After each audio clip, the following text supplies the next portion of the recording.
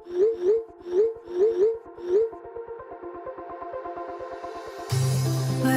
we go,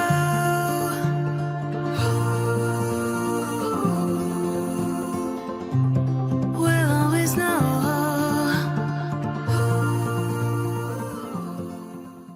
hi guys, welcome to the love in light 369 tarot. कैसे हो आप सभी? उम्मीद है आप सभी बहुत अच्छे होंगे और अपनी लाइफ में आगे बढ़ रहे होंगे। सो गाइस, मैं हाजिर हूँ आप सभी के सामने एक और न्यू रीडिंग लेके, और रीडिंग होगी करंट फीलिंग्स, करंट एनर्जीज़ के लिए। देखेंगे कि इस वक्त आपके पार्टनर की एनर्जीज आपके लिए क्या है, इस वक्त वो आपके बारे में क्या सोच रहे हैं, कैसा फील कर रहे हैं, उनके फीलिंग, इमोशन, थॉट्स आपके लिए क्या है। सो गाइस, एक general, timeless and collective reading है। आप इसे जब मर्जी देख सकते हो, आपको हेल्प करेगी। और अगर आप उससे पर्सनल रीडिंग लेना चाहते हो तो स्क्रीन पर व्हाट्सएप नंबर दिए गए हैं, आप उस पर कांटेक्ट कर सकते हो for love reading, health reading, career reading, सभी तरीके की रीडिंग्स मैं करती हूँ। सो अभी हम अपनी रीडिंग को शुरू करते हैं और देख लेते हैं क्या आता है रीडिंग में। So be positive. So let's see guys, please universe बताएं करंटली हमारे व्यूवर्स के पार्टनर की एनर्जी क्या है, उनके फीलिंग, इमोशन, थॉट्स क्या है।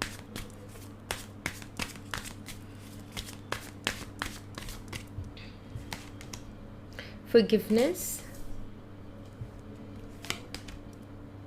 completion,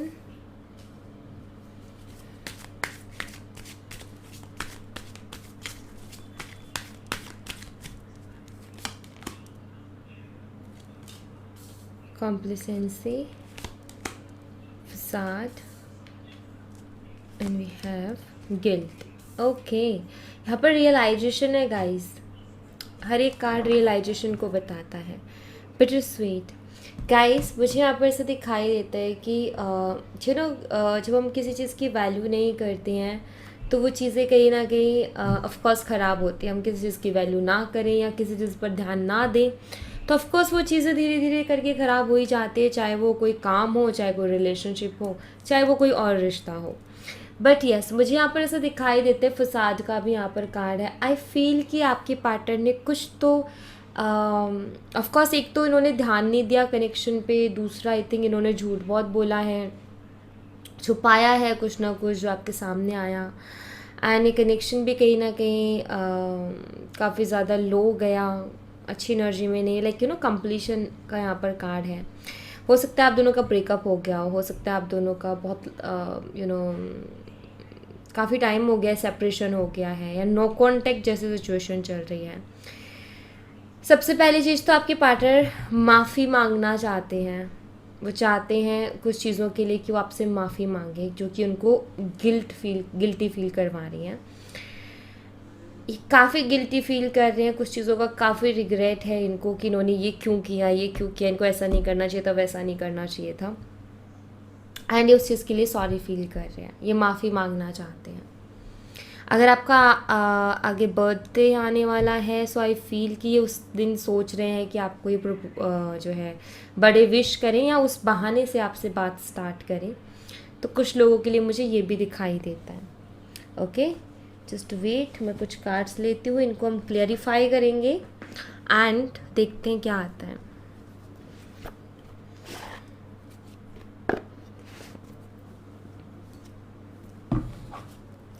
See, प्लीज उन्हें फॉरगिवनेस कार्ड को क्लैरिफाई कीजिए, फॉरगिवनेस की एनर्जी को क्लैरिफाई कीजिए।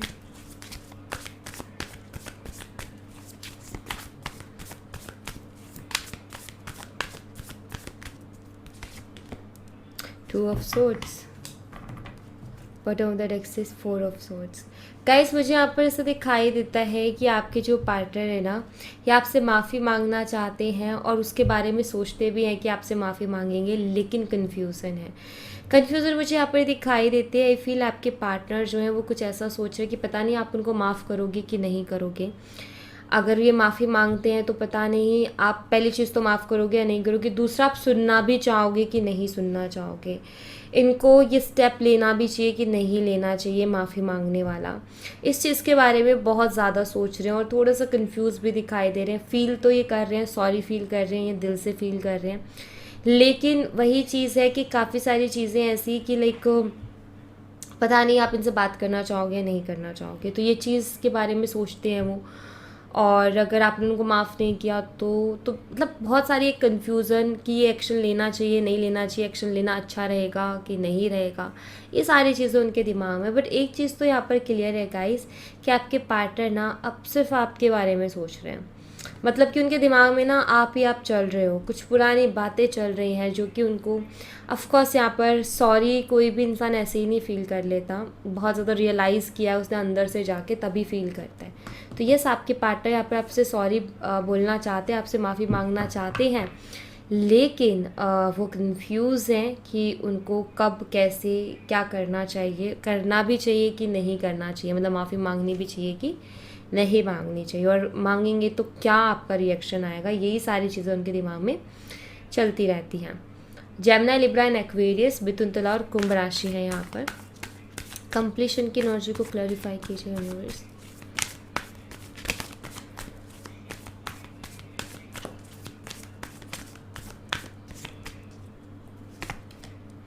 Six of pentacles, bottom of the deck से the lovers.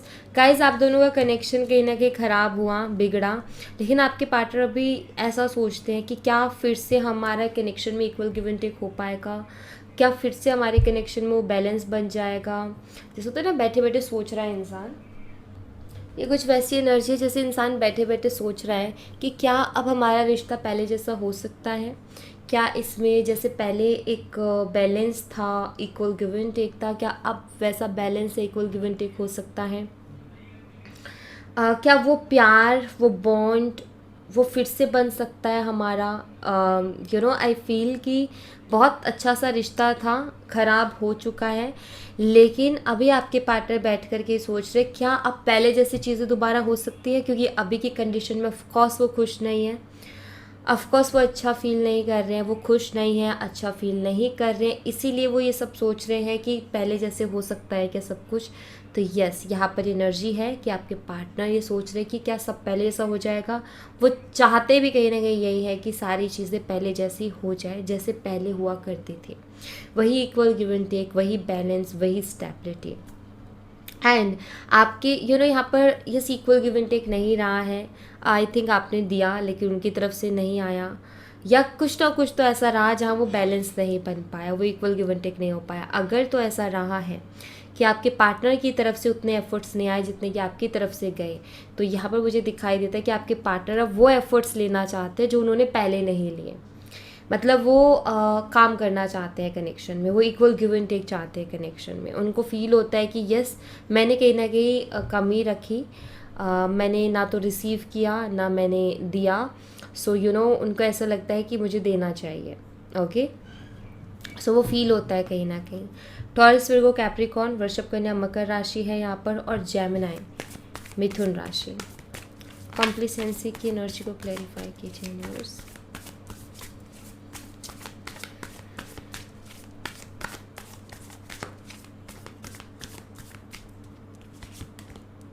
Ten of swords.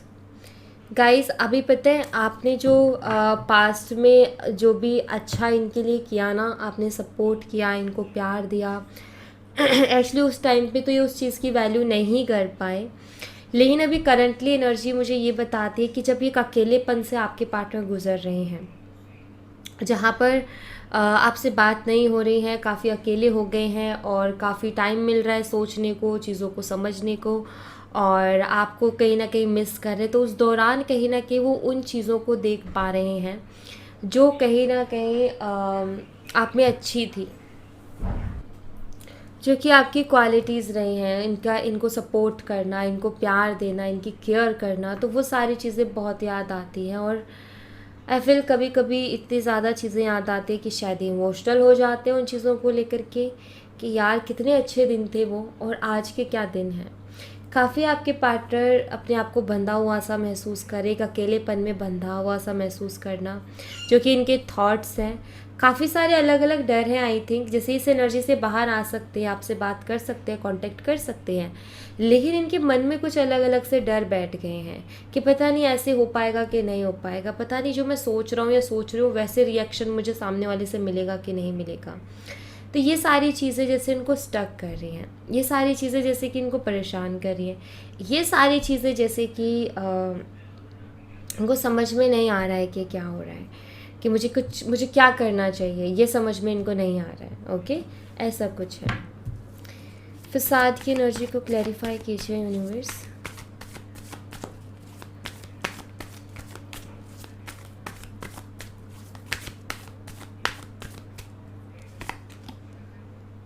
S of swords, bottom of the deck से किंग ऑफ पेंटिकल्स। गाइस कुछ अगर ऐसा रहा कि जहाँ ऐसा रहा था कि आपने इनसे क्वेश्चंस किए बट इन्होंने कुछ जवाब नहीं दिया क्लियरली, आप दोनों के बीच में मिसअंडरस्टैंडिंग हुई और कनेक्शन में प्रॉब्लम आई, इन्होंने कुछ झूठ बोले थे आपसे, वो आपके सामने आए, इनकी कोई छुपाई हुई बातें आपके सामने आई, उसके बाद प्रॉब्लम क्रिएट हुई रिश्ते में और ये रिश्ता ख़राब हो गया, ऐसा रहा है।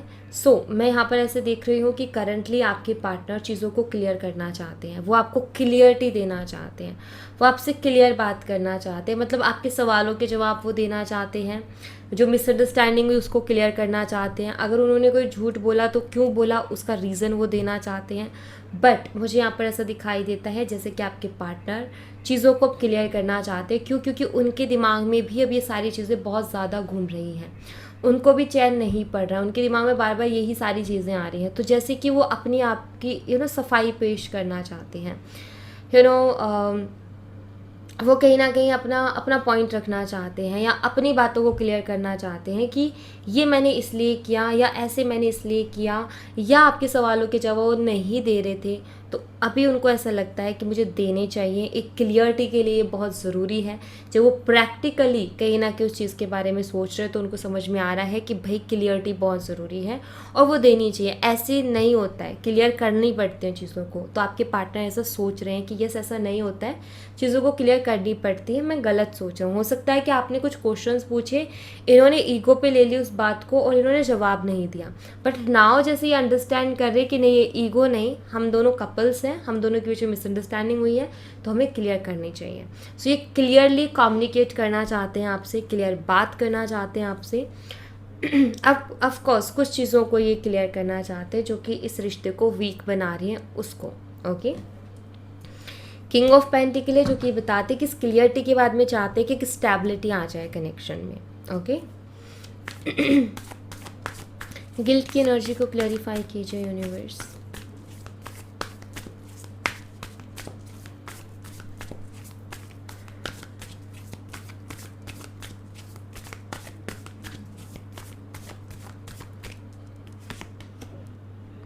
S of once.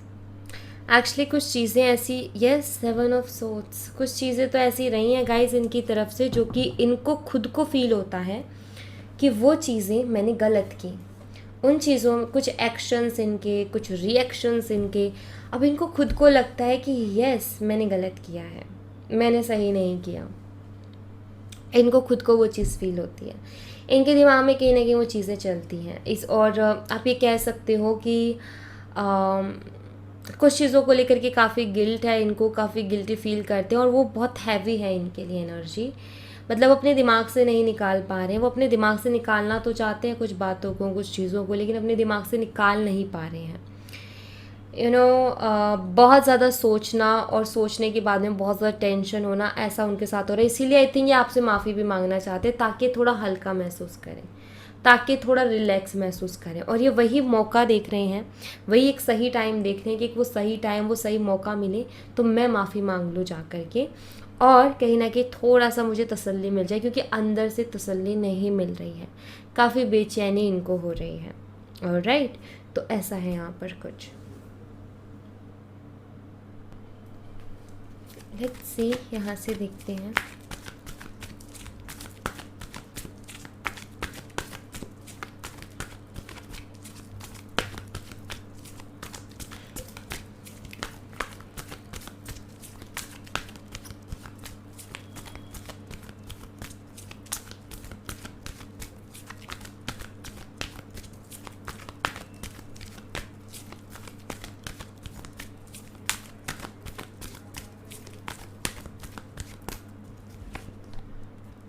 Pay attention to the signs. Release your past, work on your connection. Actually आपके जो पार्टनर है ना, उनको जो भी उनकी इंट्यूशन जो भी उनको बोल रही है ना, उसको फॉलो करने की कोशिश कर रहे हैं। पास्ट में जो कुछ भी हुआ उसको रिलीज़ वो करना चाह रहे हैं और इस कनेक्शन में वर्क करना चाह रहे हैं। सिंपली यही है, और वो अपने आप को इस चीज़ के लिए प्रिपेयर कर रहे हैं। यू कैन डू दिस, ये कह रहा है यू कैन डू दिस, जैसे कि वो खुद से कह रहे हैं कि ये तुम कर सकते हो। तुम्हें जो है अपने दिल की आवाज़ को सुनना है, पास्ट को रिलीज़ करना है और इस कनेक्शन पे वर्क करना है। अभी तुम्हारी बारी है वर्क करने की, जैसे इनके दिल से आवाज़ आ रही कि अभी तुम्हारी बारी है, अब तुम बैठे नहीं रह सकते हो, तुम्हें कुछ करना पड़ेगा। सो लाइक एक रियलाइजेशन के बाद में जो भी एक सही इंसान है, और वो यही करेगा कि लाइक अब रियलाइज़ हुई है, ठीक है गलती है मेरी, तो उसको एक्सेप्ट करेगा जा करके एंड चीज़ों को ठीक करने की कोशिश करेगा। नाउ आपके पार्टनर के दिल में भी यही सारी चीज़ें बहुत ज़्यादा चल रही है कि जो उनका दिल जो उनसे कह रहा है ना, वो उसको करने की सोच रहे हैं और उसके लिए खुद को प्रिपेयर कर रहे हैं। उनका दिल उनसे कहता है कि पास्ट की चीज़ों को भूल जाओ, हो गया सो हो गया, अभी उनको लेकर के मत बैठो, जाओ कनेक्शन में काम करो, चीज़ों को ठीक करो एंड इस कनेक्शन को आगे बढ़ाओ। तो ऐसा उनका दिल उनको गाइड कर रहा है और उसी चीज़ के लिए खुद को प्रिपेयर कर रहे हैं। ऑलराइट, तो चीज़ें अच्छी होंगी डेफिनेटली। हर चीज़ में टाइम लगता है, तो टाइम पर हर चीज़ ठीक भी होती है, तो चीज़ें तो ऑफकोर्स सही होंगी। मैं यहाँ पर थोड़ी आपकी एनर्जी देखती हूँ कि आपकी एनर्जी क्या है।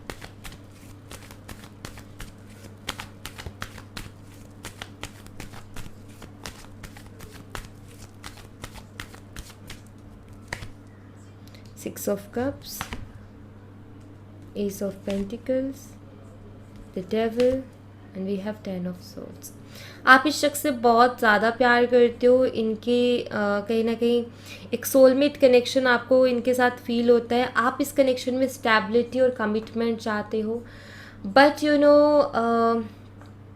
आप काफ़ी ज़्यादा परेशान हो कि इनके टॉक्सिक बिहेवियर की वजह से, इनके बार बार झूठ बोलने की वजह से ये चीज़ें आपको हर्ट करती है, परेशान करती हैं।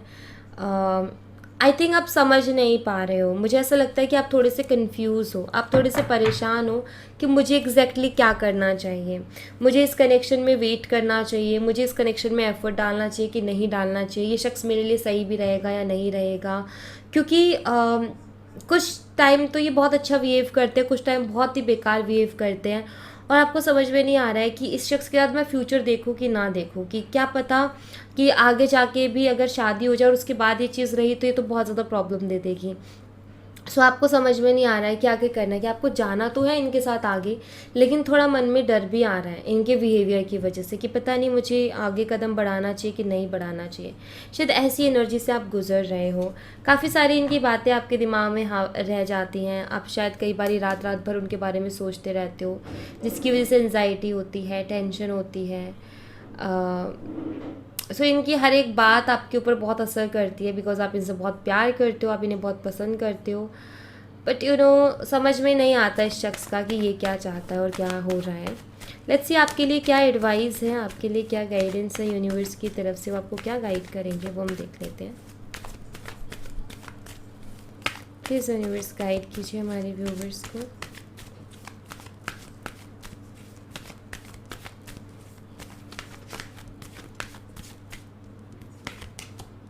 Wheel of Fortune. गाइस सारी चीज़ें अपने वक्त पर हो जाएंगी, ठीक है। आपको बस यूनिवर्स पर बिलीव रखना है और चीज़ों को यूनिवर्स के हाथों में छोड़ देना है, ठीक है। अपनी लाइफ पर फोकस करो, अपने ऊपर फोकस करो, चीज़ें अपने आप सेटल होती जाएंगी और आपके हिसाब से होती जाएंगी। आगे आने वाला टाइम आपके लिए बहुत ही अच्छा रहने वाला है। ट्रस्ट करो यूनिवर्स पर, बिलीव करो यूनिवर्स पर। अच्छा वक्त आपका आने वाला है एंड ज़्यादा चीज़ों के बारे में मत सोचो, ज़्यादा चीज़ों की टेंशन मत लो, सिर्फ अपनी लाइफ के ऊपर ध्यान दो, अपने ऊपर ध्यान दो।